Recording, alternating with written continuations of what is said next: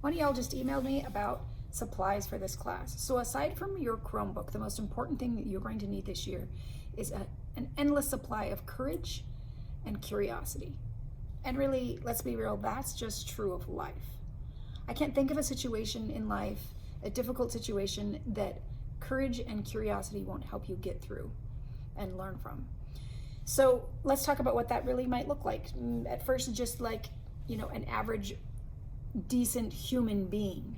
How does courage and curiosity help you? Let's say you're driving down the street and you run into someone's car, okay? You're going to have the courage to admit that you've made a mistake, to tell that person, to tell your parents, and you're going to need curiosity. If you just get mad, it's not going to help you, right? But if you get out of the car and you say, okay, what can I learn from this? Aside from the obvious, like obviously you're not going to be speeding and you're going to be not texting while you're driving. Sometimes you have accidents and it's not your fault. So how do you use curiosity instead of frustration to help you to learn from this? Like, get out of your car and think, okay, I've never had an accident before. I need to find out how insurance works. Like, what is this going to cost my parents? How am I going to pay them back? How is this other person going to react? Right? They might be really mad. They might be really kind to you. And you can be cataloging all of that in your head. Like, wow, one day when someone runs into me, I want to act the way this person did, or I am never going to act this way to another human being when they, make a mistake. So that sense of curiosity helps you get through difficult situations and become better because of it, instead of giving in to anger or disappointment. How about in a personal relationship? So let's say you break up with your significant other. Curiosity and courage. Courage allows you to move forward and to say, you know what? I'm still a decent human being. Curiosity allows you to say what went wrong, not with the purpose of fixing the relationship necessarily, but to say, what kind of relationship do I want in the future? Let's say you find out that your grandmother is dying of cancer. Courage allows you to move forward. Curiosity allows you to say, hey, I wonder, what kind of a life has she led?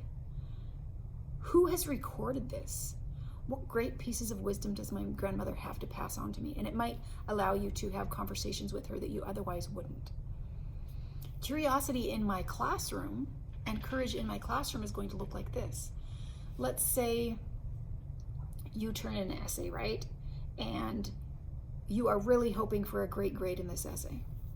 Well, the honest truth is probably I'm going to send it back to you without a grade the first time. That's what usually happens, is I send it back and I say, hey, you need to, and I will give you some feedback. Curiosity allows you to say, I didn't know that. I wonder how I can make my writing better. You might Google, if I say your antecedents are so fuzzy, or your writing is vague in general and I don't see any sensory detail here. If you don't know what those things mean, you can choose to be discouraged and say, wow, she didn't teach me that. Or you can choose to get curious and Google it, right? Or send me an email. Find out, what do you mean by an antecedent? I don't know what that is, okay? So you can Google it, you can ask your peers, you can contact me. Curiosity will also allow you to keep on resubmitting. Like, how can I make this better? How can I become a better writer, a better reader? Courage is going to allow you to write about things that matter. It is so easy to write about Rosa Parks or, Michael Jordan or whatever.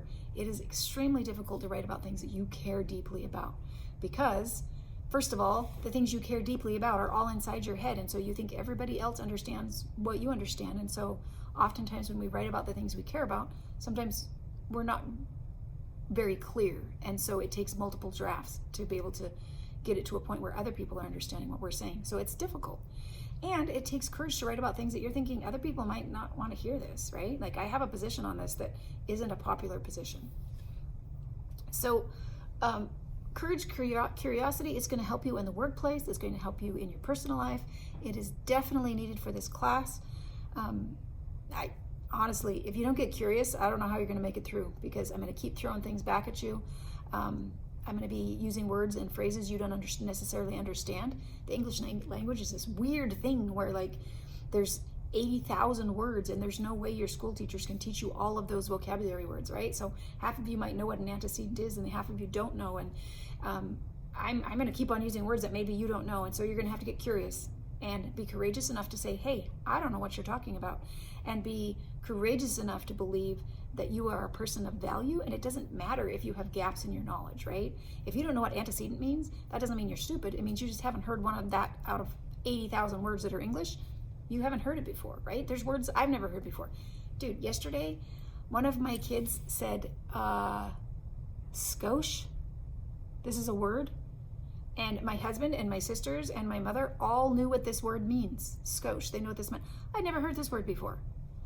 Right? I'm like 44, I think. And I had never heard that word before. Doesn't mean I'm stupid? No. It's just a word that I've never picked up before. You're not going to know a lot of things in this class. It's okay. Get curious, and we're going to make it through together.